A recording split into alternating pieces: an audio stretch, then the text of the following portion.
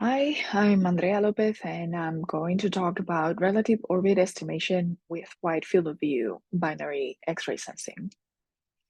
Um, Detecting objects in the vicinity of your own spacecraft is a desirable capability, especially if you're able to do so also in the shaded regions. And here we're proposing to do so passively by exploiting the interactions that happen naturally with the space environment. More specifically, we're looking at ambient-generated X-rays. The energetic electrons that are present in the regions of interest, such as geo and cislunar, interact with matter through different mechanisms, some of which induce the release of either characteristic X-rays or Bremsstrahlung X-ray radiation. And as a side note, characteristic X-rays happen at energies that are specific to the element. So having these characteristic X-rays can help characterize the target object that we're looking at. And we are proposing to look at these ambient-generated X-rays using an assembly of commercial off-the-shelf X-ray sensors. Inspired a little bit by the Corson sensor assembly, but in this case, the main difference, and it's an important difference, is that we do not have a direct relation between the intensity of the signal and the angle to the target, which for the case of Corson sensors is the sun. But for our case, the intensity of the signal depends in many more unknown parameters, such as the material of the target, the distance to the target, the size of the target, the region in which we're at, and the current plasma conditions. So we do not have that direct translation between the intensity of the signal and an angle to the sensor. So we're just modeling our signal as an on or off signal, hence the binary part, such that if the target is within the field of view of one of the sensors, we do get a signal, and if it's not within the field of view, we do not get a signal. And particularly important are those transitions between not having a signal and having a signal, which we call signal acquisition or loss of signal events, because at that moment, we know that the pointing of the sensor and the heading of the target are at an angle which is the same as the field of view of the sensor.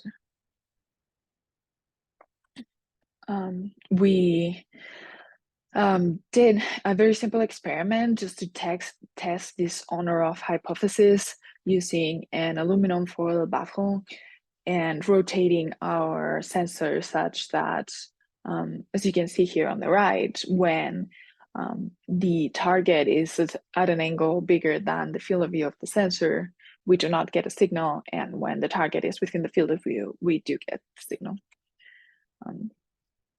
So much like in the example from the experiments, we want to look at what happens when we mount a sensor in a rotating platform with a prescribed motion.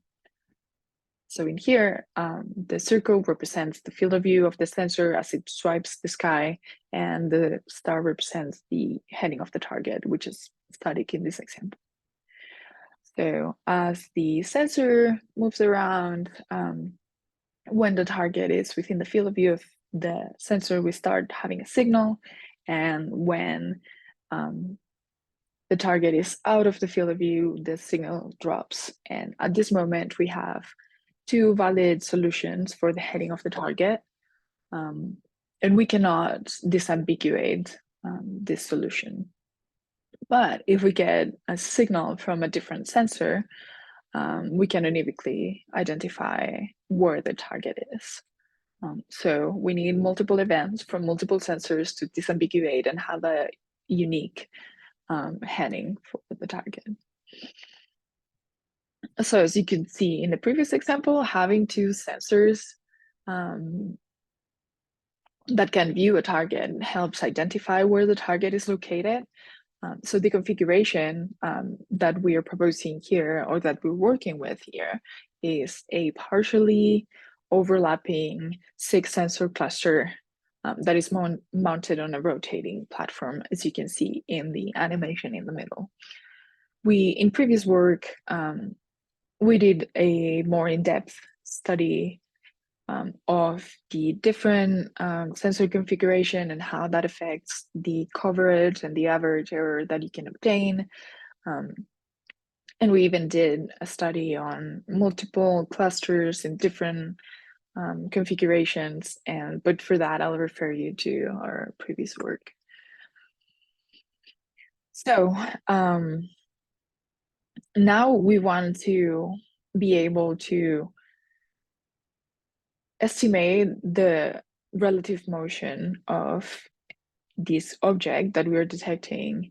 And for this, we're trying two different relative orbit cases, one with a safety ellipse drifting orbit, with this target approaching the servicer as time goes on, and one with a lead follower that shows here in the hill frame as a circle because the chief is pretty eccentric, or as an ellipse, I should say, because it's pretty eccentric, but in the velocity frame, it will be just a point. This is the same two cases in the platform frame. And now we enter how we deal with these observations in terms to use them with the aim of using them in an actual filter. So we have the signal acquisition and loss events. We combine these events after one platform full revolution, and we solve for the estimated heading during that platform revolution. In here, we're assuming to do this least square solution that the heading stays constant through the collection of these events. And we'll talk a little bit more about this assumption in the following slides. And now once we have the estimated heading, we can just obtain the azimuth and elevation angles and do your typical angles only relative orbit estimation. So in here, I'm showing, if we zoom in, the position at which the triggers happen and the estimated heading that comes out of this. And this is for a static case. And here on the right is for a relative orbit case one with the drifting safety ellipse. And as you can see here, there is an error in the heading estimation, even when we are talking about the static target case. And so part of the error for our relative orbit case comes from the fact that we're assuming that the heading is constant for that time, but as you can see here, the trigger events happen within tens of seconds from each other because of the configuration that we've used with the overlapping sensors. So that's an acceptable situation for the type of relative motion that we're looking at. But you can see how in the static case, there's also an error here. And this part of the error is actually related to the precision in the knowledge of the sensor pointing. So we did a bit of a study here with the two main parameters that affect the knowledge of the sensor pointing, which are the angular platform of this angular speed of the platform and the sampling time. More details in the paper, but as expected, the error in the knowledge of the pointing of the sensor is reduced when the angular speed of the platform is reduced, and also when the sampling time is reduced. But like everything in life, this is a trade-off, because reducing the platform angular speed also means that there will be more time between trigger events, and so the heading, the assumption that the heading is constant during this time frame might not be so good, and also reducing the sampling time means that we are collecting signal for a small period of time, which can lead to not identifying correctly when these signal acquisition or loss of signal events happen. In here, You can see the solutions we obtain, both for perfect bearing angles, like just giving the filter the exact measurements, and on the right for our estimated bearing angles. And you can please note the difference in the scale between the two plots. And this was done with a UKF in relative orbital elements that are propagated using the Lagrange planetary equations. At this stage, no process noise was added.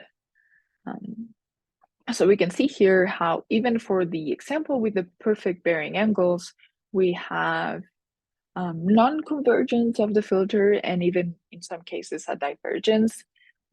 And for the relative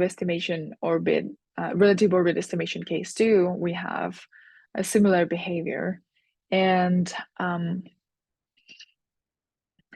so we think that the source of this divergences is actually the first order Brauer-Lidén transformation that we're using to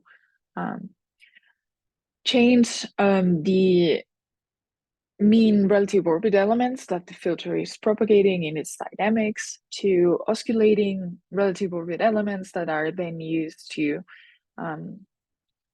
calculate the expected bearing angles. So these Brauer-Lidén transformation we use is of first order, and so the errors expected out of this are of order J2, which means 1 times 10 to the negative 6. And another hint for kind of confirming that these errors are due to the Brauer-Lidén transformation is that there's a clear structure in the residuals that has one orbit period of repeatability. So as a conclusion, we have an assembly of off-the-shelf X-ray sensors that produce these on and off signal events. They are mounted on a rotating platform, and we have a moving target with a typical relative orbit motion. For the relative orbit estimation, we have this pre-processing of the signal acquisition and loss of signal events. And that gives us an angles-only like measurement that we can then use in unscented Kalman filter or any filter of choice. For future work, we want to definitely add process noise to the model, such that you can see some smug behavior in the filter in the previous labs, such that, so we want to avoid that from happening. But with relative orbit elements, these process noise models are not so evident. So that's something that we want to look into. And of course, we want to do signal to noise ratio analysis for the different plasma environments in the regions of interest so that we can have an idea of how much signal is expected in the different environments. So that's all from my side right now. If you have any questions, please don't hesitate to email me. And thank you for listening.